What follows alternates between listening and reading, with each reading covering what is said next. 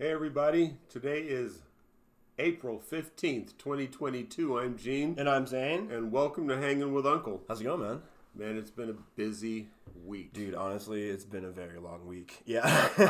All right, so, we have a lot to go over. First we things do have first, a lot to talk about today, we're yes. bringing an old friend back. We have Jenny Cush. It's one of my personal favorites. Hey, there we go, yes. I love Cushes. Yes. They're always the best. And also, I'm terrible at marketing myself, but please visit our website at www.hangingwithuncle.com. Check out our merchandise. And follow us on Twitter and subscribe on YouTube and hit that bell for notifications in the future. And learn what you can do to help legalize marijuana. And get out there and have a conversation because we got a pretty hard and big conversation today about a lot of things. Honestly. We do. First, it's Friday. Don't forget to pay yourself. Don't forget to pay yourself. And honestly, Elon Musk found a way to pay himself today, Gene. Yes, you know how he's doing it? By holding on to 14% of Twitter stock and offering up to the highest bidder if they say no to him owning it.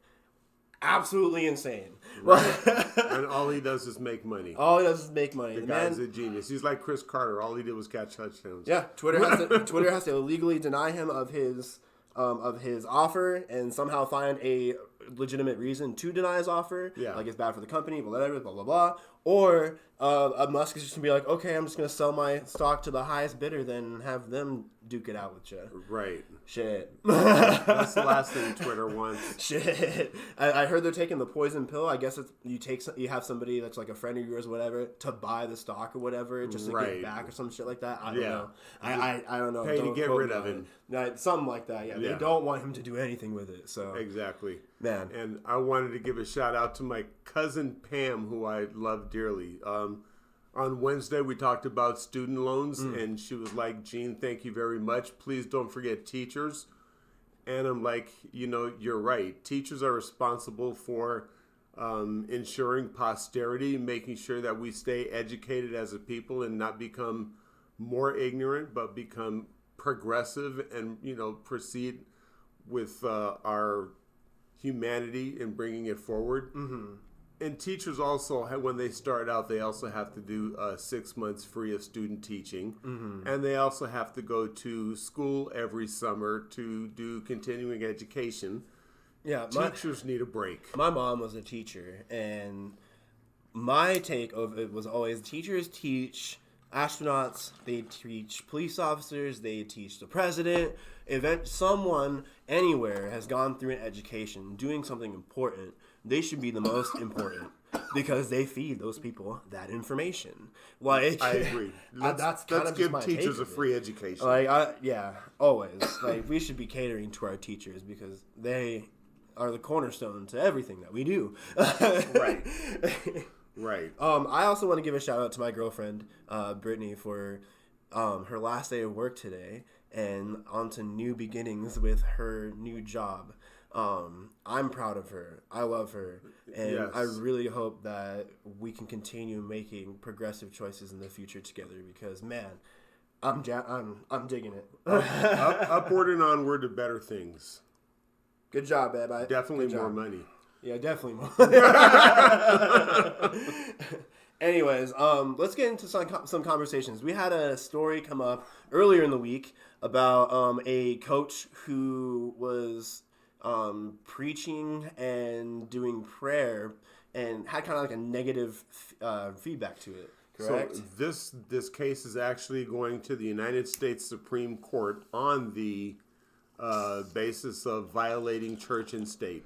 Wow. Okay. Because this is a public school teacher who was using his personal beliefs to influence members of his team, which could possibly impact their minutes if they didn't follow along with his plan for praying before a game and after a game. Yeah, that's like if you didn't hold your hand over your heart at the flag or during the anthem. You don't or if you're Colin Kaepernick. Right, so, You've seen that somewhere, is what you're saying. And the Supreme Court has already decided that, you cannot use non-secular beliefs to influence other kids. That's why you can't even have a moment of silence Right. before class starts. I mean, we've even talked about like militarizing schools before. Like, I just feel like that's another thing. A person that is taking their own belief and impeding it on your child and stopping their future because they believe differently. This really should be a big deal. It really should be, because you are suppressing the youth. You are not teaching. You are not helping them try to get the best scholarship possible in the future. I don't care if it's a D3 school. I don't care if they don't have a future. I don't give a fuck. You 100% give your all to the child so they can 100% have the future that they want. That they want. Bingo that. You got to be support. You can't be denial. That's not your choice. You're not the executioner. Yeah. So but again, that's another example, as far as I'm concerned, of the moral minority or majority, whatever you want to call them, imposing their idea of freedom of religion on you instead of accepting your Bible belief issues. and your choice of freedom of religion, whether it be to not believe anything. We've always said we support whatever you want to be, whatever you want to believe in, but don't put it in anybody's face and don't push it on people. That's not your justification. You were meant to learn from those things and treat people as such. Simple as that. Like, I don't know. I don't agree with that simply just because he's taking minutes away from the children. Like, that, bottom line, that's not okay. Like, exactly. It's not his place to indoctrinate anybody on his beliefs. and yes, to back up also these claims, there were players who were uncomfortable that were forced to do it because they didn't want to lose minutes, verbally coming out and saying so. So it's not a case of just like, oh, they're sensitive people. No, again, stop that shit. Like, he's literally suppressing these children. What these people don't understand. They think that, well, I'm right, I'm Christian, and I'm doing my best to try to convert these people. And what you're Convert doing to what? is disrespecting their beliefs. Yep. Or belief not to have a belief. You're being a dick. And exercise the First Amendment their way, not your way. Right. Like, you're literally telling people, again, it's our fucking lives are revolved around forcing people to do things that they feel is right. Like, and that's honestly, again, I'm not trying to go there, but that is the MO of the Republican Party, trying to force their will on everybody else, which is something we're going to talk about later. yeah, definitely. Like, I don't know. I feel like people feel they feel like they have too much grasp on the future. Like, just let things go. Let things happen the way they need to happen. Like, the Don't Say Gay bill in Florida, like this happening here, like all these Christian morals that people are impeding on people are suppressing the youth. I have a question for these moral people on the right, you evangelicals who think that you're so high and mighty and moral. What gives you the right to impose your beliefs on somebody else or disrespect somebody else's beliefs? Mm-hmm. Why do you hate Muslims? Why do you hate Jews? Why do you hate period? Why do you hate atheists? You shouldn't hate period because you're a Christian person. Why do you hate pagans? That's you are right. literally a walking contradiction if you say the word hate and you dislike if you're a Christian, because that is literally against your beliefs. Well, that's their hypocrisy. Exactly that. Like, I don't know. Let's move on. Yeah. Anyway, would love to know your thoughts on that. Yes. I think definitely we should keep the separation of church and state because, number one, if you're going to stand at a pulpit and tell somebody what they should believe and how they should vote because how they feel on a particular issue, then you should be paying taxes. Like, those people who literally call people snowflakes are being snowflakes. Like, I don't know. You're either projecting or you're confessing. Exactly. Let's move on now. So you wanted to talk about the presidential debate now. Oh, wow. So, yeah, the GOP has decided to withdraw from the Presidential Debate Commission. So what does that mean in general? Like, what does that mean? Okay, this is something we're going to ask a lot of questions on this one because I want to know how you think. if you were the GOP, knowing what you know, why would you want to drop out of a debate? Because you don't have information, or you don't want to talk about something, or they're filibustering again like they normally do. That's one reason. Okay. I think this is all part of timing. So with all the authoritarian laws that Republicans have passed, suppressing the vote, withdrawing voters from the voting rolls, is because they think the fix is in for 2022 that's going to give them power. Remember, Republicans govern for power. That's all they want. To tell us what to do. They're governing for power. And to control that power. So it doesn't matter what the people say, because Sinema and Manchin have not protected our right to vote.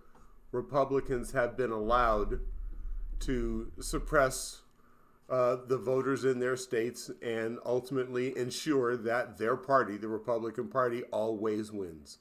So why debate when you don't have to, when you already know you're going to win?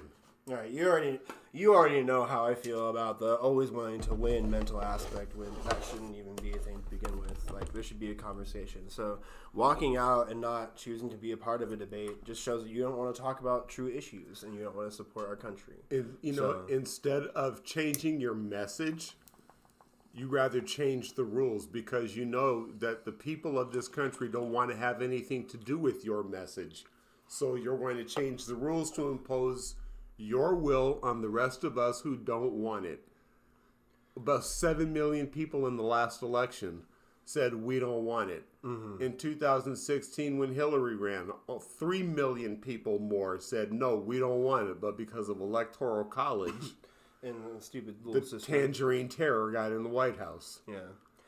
Yeah, that's another thing. That's a whole other conversation, honestly. But yeah, if you don't want to talk about the issues, then why do you have the job?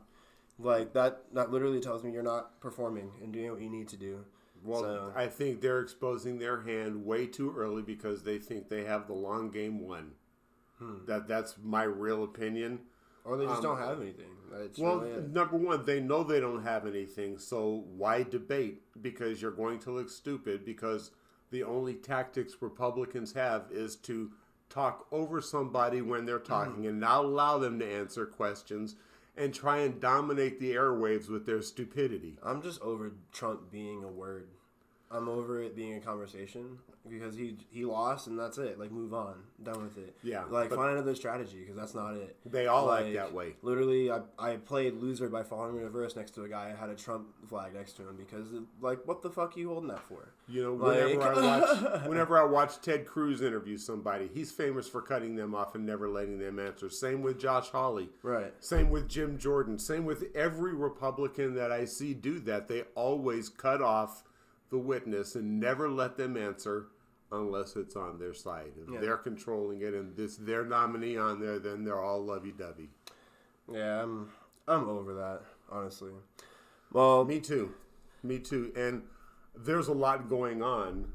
I don't know if you heard about Mike Lee and Chip Roy, no. two elected Republicans that were in with Trump trying to help him overturn the election. Oh, yeah. Then later, as it got closer toward January 6th, they realized their plan was, this ain't going to work, and they were trying to tell him to back out and not do it. But of Which course, is still a they went through with confession, it anyway. But it's still a confession. Yeah. We have Mike Lee saying we're going to need more ammo. I mean, yeah. So it's like they don't give a shit. That's crazy. That's crazy, man. I don't understand why people wouldn't want to talk about our issues, the things that are happening. You know, again, if you know your message is a loser, why go on there? And if you're not going to go on there, it's because you already know the game is rigged and you don't have to. Yep. And that's why, like here in Arizona, where the governor has the authority to remove people from the voting rolls, and in Georgia, where they have now can just have the legislature go in and say, well, we don't like the results of this election, this person won instead. I mean, it's that blatant, and they were just not protecting our right to vote whatsoever. They're allowing these authoritarian rules in these Republican states to go through, and that's why they're not participating in the debate. They know they haven't won. There's a new word I've heard, draconian or whatever. They have that mindset. Like, I don't know. I'm not a big fan of it. I'm not. But I'm not a fan of the word, but I'm more not a fan of the belief in the people that exercise it. Yeah, definitely. Well, there is a big topic we have to talk about today. That I just heard word of minutes ago. There was a recent police shooting that happened. Where was it? In Michigan. What was his name? Patrick Lyoya. Patrick Lyoya. I couldn't even say. It's hard for me to say. Yeah. There's the videos everywhere. People have seen it. I have a mindset, a take on it, but I kind of want to hear your cop mindset of it because you have your background. Yeah. We on Uncle here know that we're a cop in Compton. Yep. So you've been through scenarios, I'm sure. Correct. Where you've had to use your gun. I mean, what is your take on the whole everything on it? Honestly, okay. It's a big deal. To start off with the Reader's Digest version, I think that video should be used in every police academy across the world to show what the escalation of force looks like. Because the cop first tried to talk to the guy, he wouldn't comply. Yep. He tried to place his hands behind his back and arrest him, and then the guy wouldn't comply. The officer tried to use his taser. This guy took the taser from him. Yes. Now, that right there justifies deadly force. Yes, and we've had this conversation before, and we've seen it's not scenarios, but situations where the taser is considered deadly force because the ending result, if you disarm or disable an officer, what would they do next is kind of like the context. We don't want to ixnay that ultimately, right? The number one thing as a cop, you never want your gun taken away from you. Right. Or if you get hit with a taser and you become disabled, how easy is it for someone to remove your gun and use it on you? Fairly. And that is why the courts have held that using mace, using a taser, is considered deadly force when used in conjunction with law enforcement. Okay. So, when the guy took the guy's taser, at that point, the officer was justified to use deadly force, but he still continued along the force line of escalation of force. Yes, the officer took it. It was a very long video. Yeah. It wasn't a quick just like bang shooting done. It was the officer tried every step. You see every step. You literally see from taser use to getting to the ground to noticing that Patrick was overpowering him. So when he had grabbed the taser, deadly force, retaliation is there, definitely. So that's what I saw too, but I don't know, like, well, the one thing that still lingers in my head, the one thing that bothers me is just like where it was used.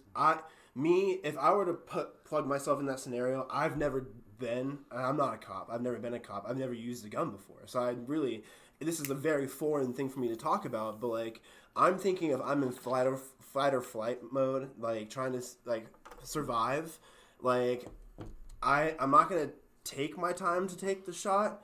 I'm going to shoot, period. Like just bam, bam, bam, straight up. Like, I feel that the cop took too much time to aim and whatever. I feel like he had a shot at the back. And honestly, the shot at the back, I feel like, is a survivable scenario, of a survivable outcome, or even multiple shots to the back. But he got him down to a pin position and then pulled the trigger. And it was one clean shot, which still in police policy, that's justified, that's good, it's not going to see a lot of court time, you know what I mean? Like, the paperwork's going to be a little bit easier, I guess. The DA will never file charges. Right, however you want to put it. But me, in fight or flight mode, if I were to put myself in that situation, again, an untrained person, I would take multiple shots. And as soon as possible. I feel like maybe the cop took too long. But, I mean, he had shots at the back. I mean, he could have taken those shots initially. I don't know. Like, I feel like, again, we talk about playing what ifs. Like, we want to talk about here at Uncle the raw fact. But just me putting my emotion into it, my everything is just like, I feel like I would have pulled the trigger right away. I feel like the cop maybe took way too long. And I think the cop used as much discretion as possible till he had no other outcome. Yeah, it's just, no other outcome. Yeah, but it's just, I like I said, I justify the shooting. Like, I'm pounding my head right now because it hurts. Like, I justify the use of force back. Correct. The use of force. Well, because the use of a gun, to me, in my mind, is deadly force overall, no matter where you were to shoot a human being, right? But the likelihood of survival, like, that's where you start throwing in the whole big conversation stuff into it. Like, me mentally, again, like a fight or flight mode, I would have blasted right away. Bah, bah, bah, bah, bah, bah. Like, getting many shots as I can into wherever I can to disable him, and then toss gun, cuff, whichever. All right, let's treat, I guess. I don't know. Let's go back to the beginning. Right.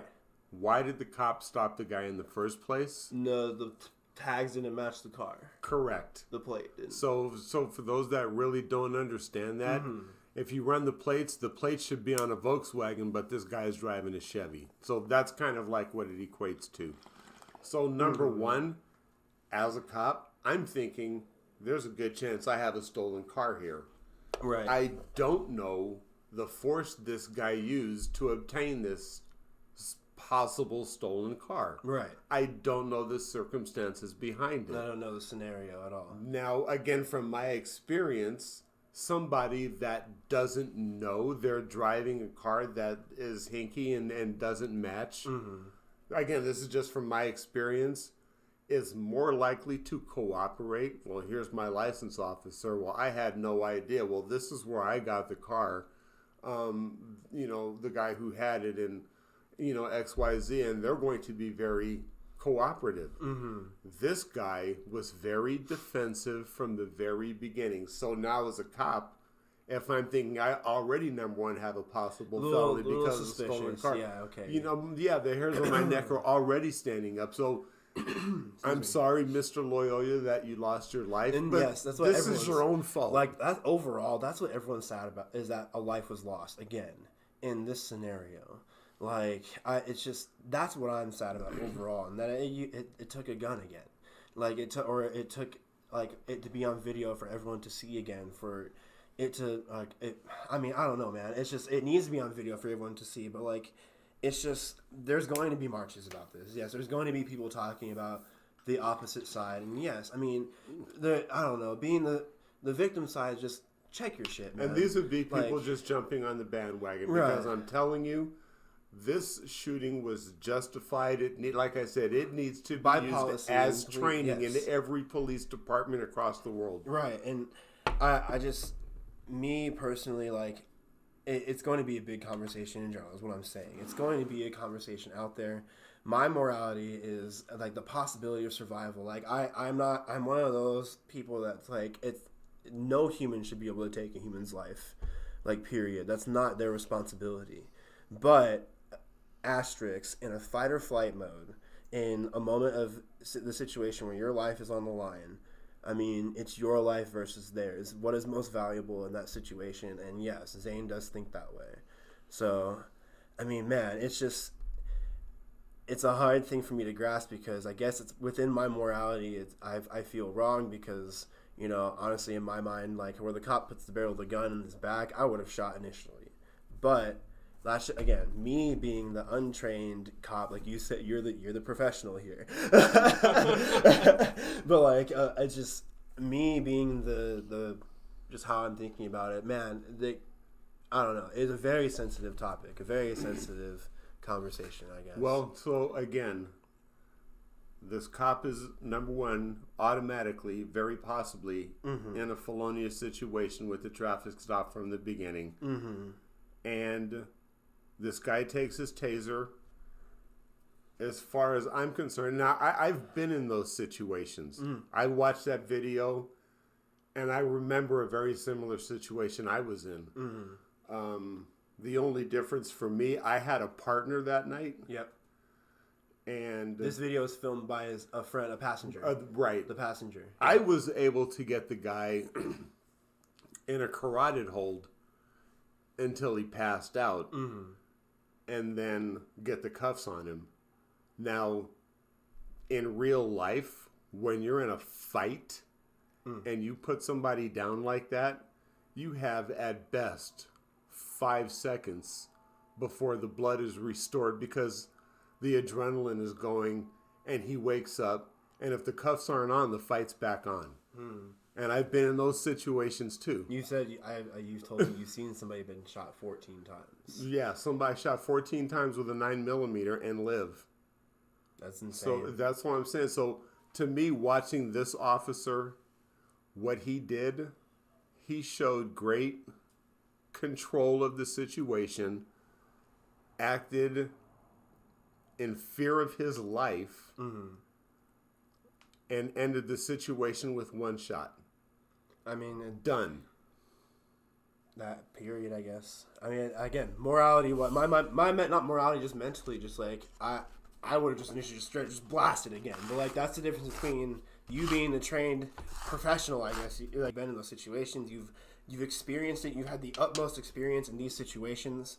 I have never been in these, so I don't know. Like I've said before, if somebody has me in this scenario and they're trying to take my life, I'm not trying to just get one clean shot like some movie or whatever. I'm not blasting, because I want to make sure I'm alive and you're not.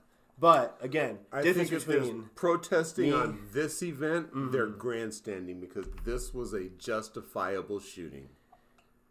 I feel like it's an emotional reaction. Because it'll take, and I mean, honestly, it takes me some time to process it too. Like I said, it's, I justify the shooting. Again, like I say, him shooting him is justified. I'm just saying, could it have been somewhere different? I don't know. Could the scenario have turned out that I'm doing the what if thing, but like that's it. That's all it is. You need to stop there because that's where you start putting the emotion in. Like I'm trying to just. Because that's the one thing an officer has. You can put two officers in the exact same scenario, but because they have discretion, you'll have totally two different outcomes. It's still within the bracket of justifiable. Right. That's what I'm because saying. like you said, once he took your taser, you wouldn't have tried to wrestle him to the ground. You would have just shot him. Being honest in that situation. I mean, because self-defense, if that's how some people want to take it, I guess. And that's what I hated most about being a cop was the Monday morning quarterback. Well, I would have done this. Well, I would have done that, which is another story altogether. But Correct. I hated well, you should have done this and you should have done that when, motherfucker, you weren't there. Right. Which I got another story. Yeah, you can't change what has already happened is where I'm getting at right now. It's already happened. It's done and done. Like now it's more just what the outcome, yes, whatever happens. It's just sad to see a life being gone for me. That's it. It's sad for me as well. But everyone check yourself Mr. Loyola brought it on himself. And not to make sure you check yourself. In a victim standpoint, make sure your plate matches your light in your car. I mean, like overall, like the big picture is so you're not in this scenario. I try to teach my brothers and sisters about this. I'm a person of color. Like I'm half, but I mean some people discredit it, but I feel like that's wrong. But whatever the case may be, it's like you need to check yourself before going out in the jungle. My dad's raised me that way because you never know what could happen in these outcomes. You get pulled over for not having insurance. You get pulled over for not blah blah blah. Right. Like you don't know what you would do or act in those scenarios, but like you're taught to do certain things, but sometimes things turn out differently. Like prevent yourself from it happening. Period.